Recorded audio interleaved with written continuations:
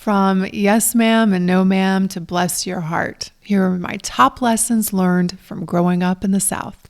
Enjoy. Welcome to the School of Self-Image, where personal development meets style. Here's your hostess, Master Life Coach Tonya Leigh. Hello, my beautiful friends. How's your week? How are you feeling? I am feeling so incredibly blessed and full of gratitude. And you know what I'm so grateful for? Well, there are a lot of things actually, but right now, I am so grateful to be back home in the South. And I never thought I would utter those words. I was that girl who said to myself, if I can ever get out of here, I'm never coming back. Be careful what you say you'll never do, because chances are that's probably going to be what you do.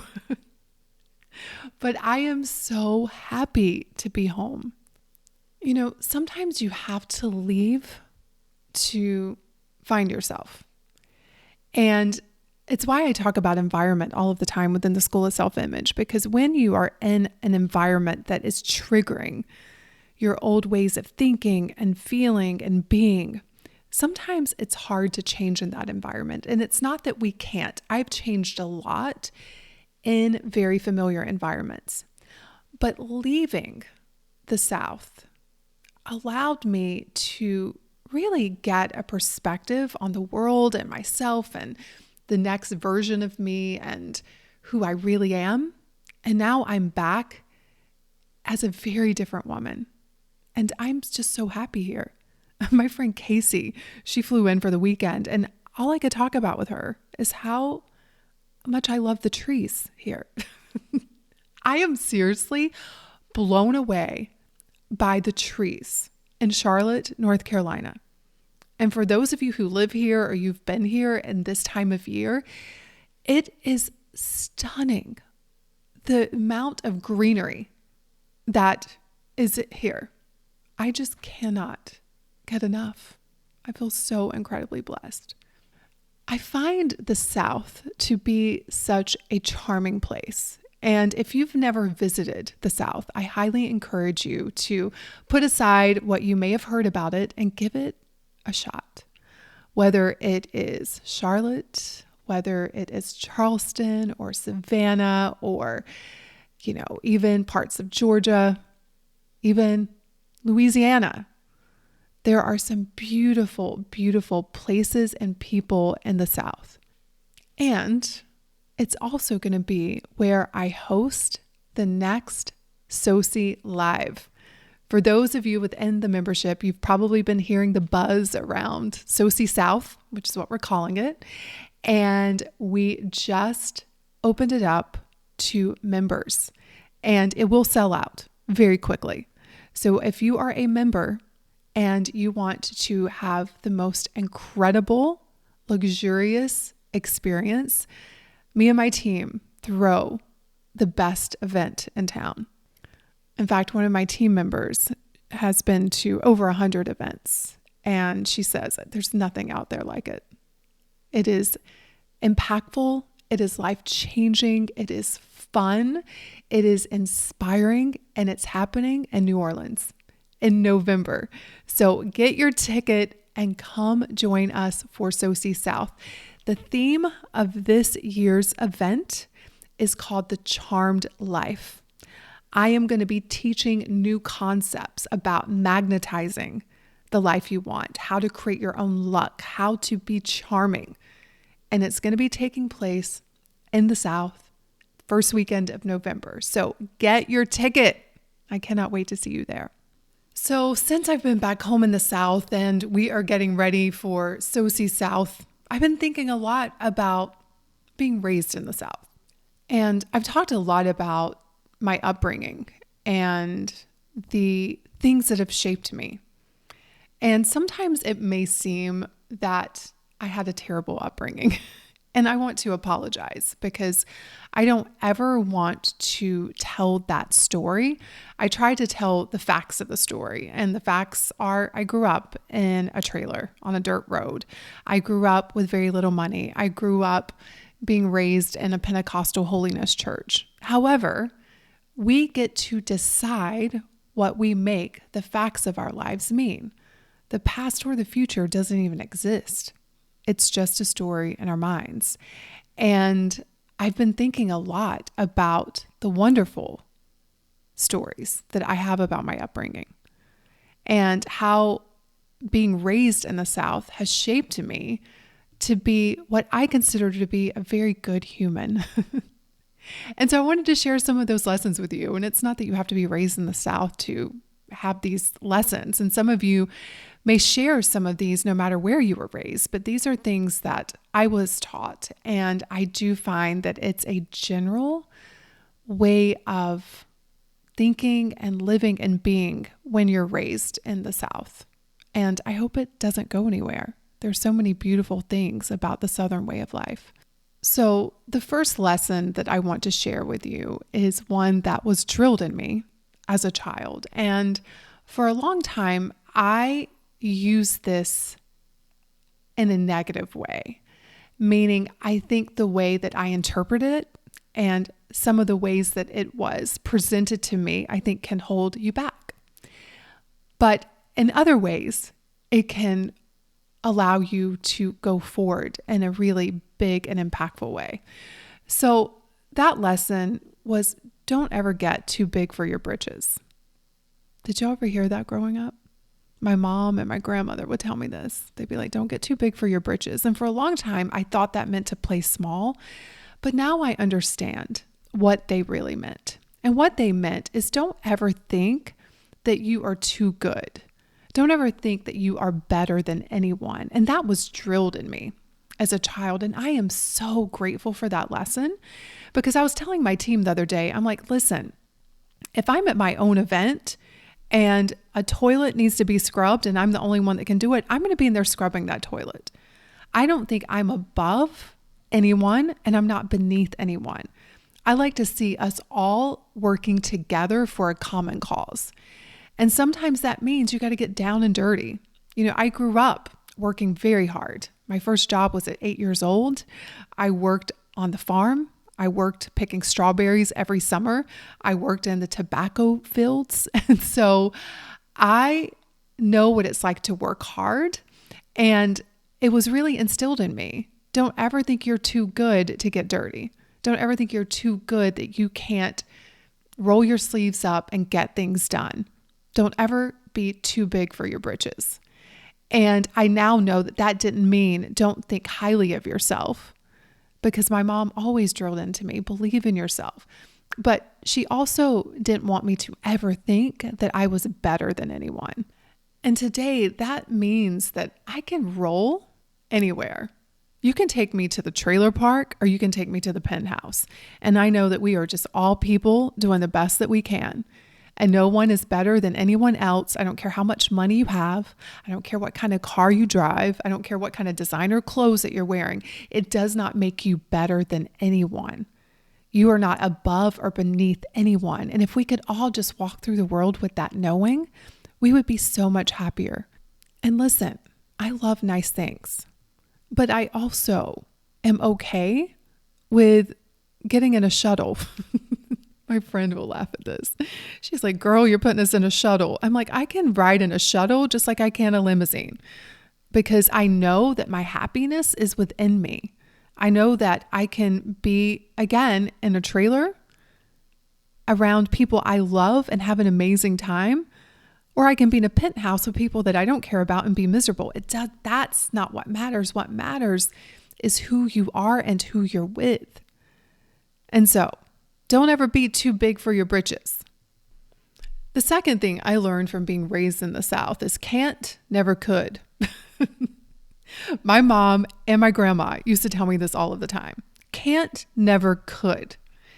I never heard my mother say she couldn't do anything. And my grandmother had 10 children and her husband was disabled and she was a sharecropper. So she would work that land on her own with all these kids. Can't did not exist. Can't would have gotten her killed probably. Can't would have caused her not to be able to provide for her children. So it was not even an option. And so as a child, I was raised to believe can't never could. My mom did not tolerate a can't. My mom always, always told me where there's a will, there's a way. And she was a walking embodiment of that. I've talked about her on this podcast before, but my mom had polio when she was 3. And a lot of people thought that she wouldn't be able to live a normal life. And my mom, instead of being a victim to that, she used it as fuel. She used that doubt and that criticism of her as fuel to become stronger. And my mom, to this day, she's almost 80, and to this day, if you tell her she can't do something, just because she's so stubborn, she's going to go out there and do it just to prove you wrong. She might be miserable trying to do it, but she is going to try to prove you wrong because her belief system is can't, never could. And that is something that I have found to be a very common philosophy with Southern people. Our work ethic and our stubbornness and our tenacity causes us to not believe in the can'ts because we know can't, never could. Another thing that I learned from being raised in the South is never be too busy for what matters the most. And being raised in the South, what always mattered the most was community, your family and your friends. And there was a time in my life where I forgot this. I was so caught up in growing my business and working and being a mom and providing that I was on this hamster wheel of overwhelm and I don't have enough time.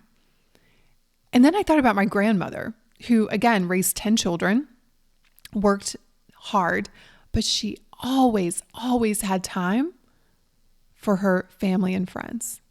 Always. And things didn't fall through the cracks. Things still got done, but she was never too busy for what mattered the most.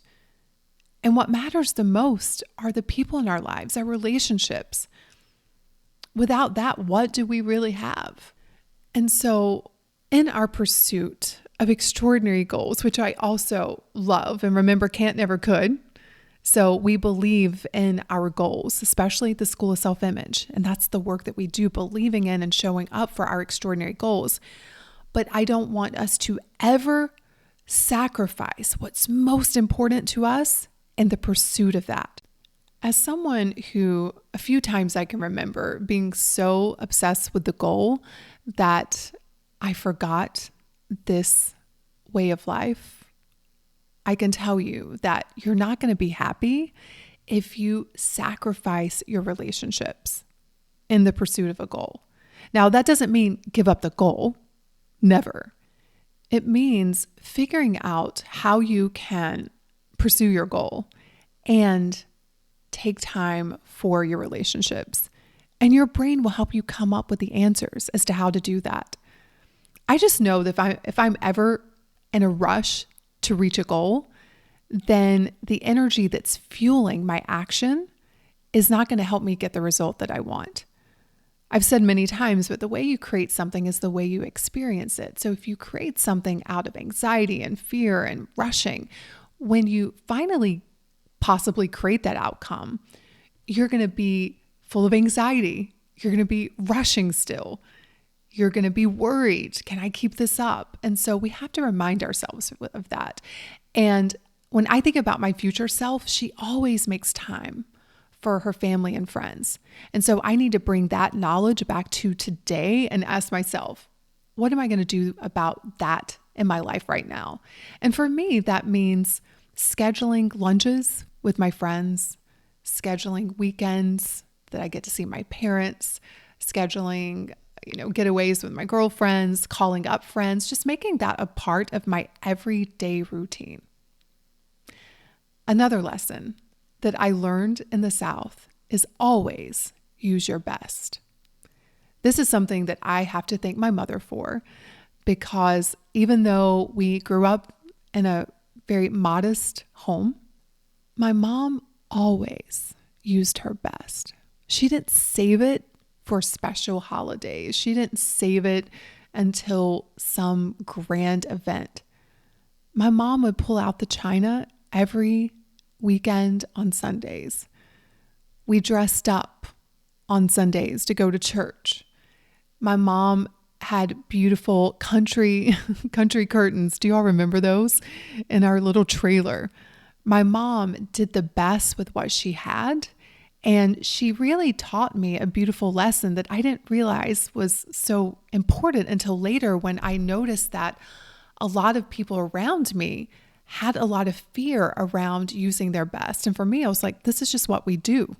And maybe it's because we didn't have a lot, that my mom was like, if we don't do it now, when are we going to do it? And so she was always just making the ordinary extraordinary with what she had, by refusing to save it until one day later, and by making the most of what she had. And that leads me to another lesson that I learned in the South, is appreciate what you have. My mom, she was really big on giving me a good talking to, or as she would say, a come to Jesus meeting, when she would see me not express and feel gratitude for what we had. Because it was very easy for me to get caught up, especially as a kid, in what all the other kids had. Because I was wearing hand-me-downs. I didn't live in town with the other kids. I lived out in the country on a dirt road. And so I found myself as a child always thinking that their life was better, and always talking about how they had more than me. And my mom was not having that. She would force me to look around and really take in what I had. And it may not have been a lot to some people, but now looking back, you all, I am so grateful for my humble beginnings. I'm so grateful for the way I was raised, because it taught me these lessons. And even back then, we always had food on the table, always had shoes on our feet, and we had a lot of love in our home. And I realized what more could I ask for? And so appreciating what you have was something that was instilled in me as a young child. And to this day, I have to remind myself, stop and look around. Of course, there's always going to be people that have more than you, but there's also going to be people who don't have as much as you have. So just focus on what you have and actively appreciate it. Because if you're not careful, you will spend your entire life wanting what you don't have yet, and failing to realize all the things that you currently have that at one point in your life you probably wished for.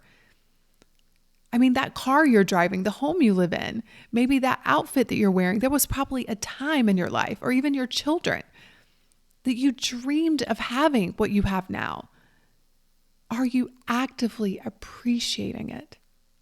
It feels so good to do so. So spend some time appreciating what you already have. Another lesson that I learned from being raised in the South is don't be ugly. And this has nothing to do with your physical appearance, just so you know. But it's something, if you're raised in the South, you get it. You hear this growing up, like, don't be ugly. And what they meant was, don't have ugly behavior. Don't be rude. Don't be impolite. Don't go around gossiping about people. Just don't be ugly. Be kind and respectful. You know, when I was growing up, we had to say yes, ma'am, and no, ma'am. Yes, sir, and no, sir. No, thank you. There was a level of expectation as to how you treated each other. And now I realize it's one of the things that I appreciate about the French culture. And I didn't realize it at the time, but ma'am and sir come from the French madame and monsieur. There is a level of civility and respect for one another in how you communicate and how you address people and how you talk. And I think that is a beautiful thing. And I think, quite honestly, it's missing in a large portion of our society. People need to stop being so ugly, and mostly to themselves, because some of y'all are ugly to yourselves. And that's where this work has to start. And that's where I was the most ugly. I was the most ugly to myself. And when I worked on that, it was so much easier to be nicer to other people when you're being kind to yourself. The other thing that I learned from being raised in the South. And this one is so important. And that is to slow down. Slow down. Take it in. Be here. Be present. Enjoy this moment. Enjoy this day. And this goes hand in hand with what I was talking about earlier about never being too busy for your family and friends. Never be too busy to sit down and take a break or to watch a sunset. For us, it was sitting on the front porch of my grandmother's little trailer. She had like this screened in front porch, and there were about 6 rocking chairs. And we would all go to her place on Sundays, and she would cook every single Sunday after church. And there were like 5 families. So there were at least, on some Sundays, there'd be 20 people there, and we had to eat in shifts because her trailer was so tiny. And so the adults always ate before the kids, which is very different now. And we would just run around and play. But I just will never forget just sitting on her porch in those rocking chairs, talking with each other, sipping sweet tea. And there was a beauty to that slowness, to that here-ness that we've lost in this day and age where we're always rushing to the next thing. And sometimes people say to me, but you talk about your future a lot. And what I say to them is, yes, it is a guide. It can help focus us. But when we think about our future selves, is she in a rush? Is she panicked? Is she trying to hurry up and get there? No. And so she can guide us. Who is she? How is she being? Does she take time to sit on a front porch in the rocking chair and talk to her grandmother or her mother? I hope so. Now, there will be times when you will want to rush. I think about the French. They are experts in living the slow life, but they will also get in their cars and drive like bats out of hell to get to their country home. They know when to speed up and when to slow down. But a lot of us are living in full speed, and we're taking very little time to slow down and enjoy our children and to enjoy our spouse and to enjoy this day. And that was something that was drilled into me as a child. It was something that was so beautifully displayed.